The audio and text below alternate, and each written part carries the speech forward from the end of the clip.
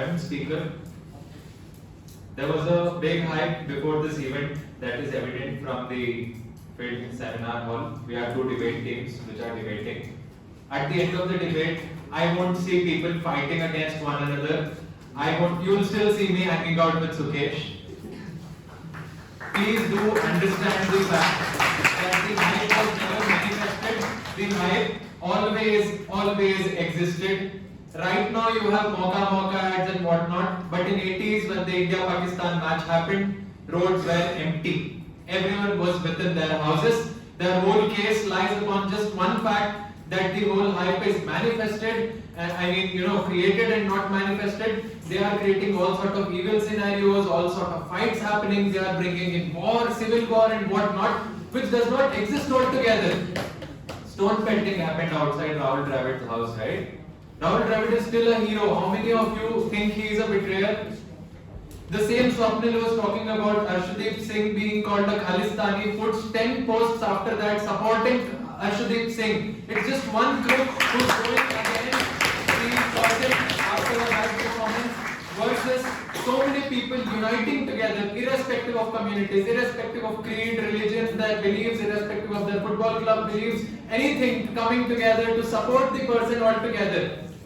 This sort of hype has manufactured leaders. Now when we look at our players proudly, even after they have retired, we look at them like an icon. You look at Virendra Sehwag, he went and he told to Shoaib Akhtar he is going to hit 6 on the next ball, and he absolutely did that. That is something which this hype brings in. I don't see any case altogether which they talk about. They talk about war, they talk about fans clashing. I don't see any fans clashing in India when there's an India-Pakistan match. I see everyone coming. I'll take you in the last moment. I see everyone coming together in the coming together irrespective of anything and still enjoying the things of sportsmanship. People breaking their TV. What's your problem? People are breaking their own TV. They are not doing anything out of you.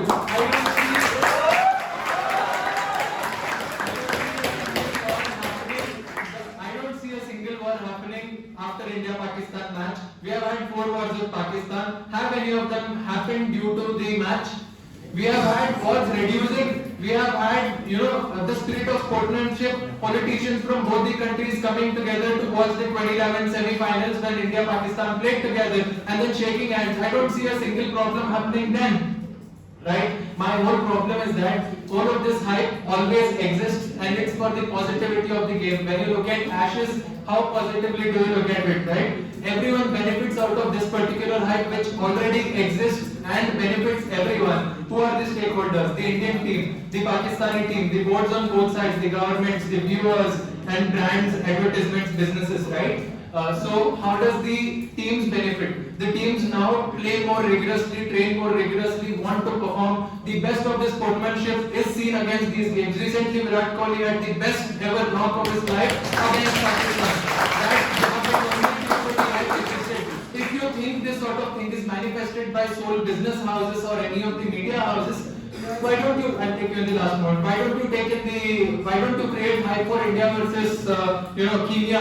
Why don't we see that sort of hype? Why don't we pay money and make mocha in India versus Zimbabwe?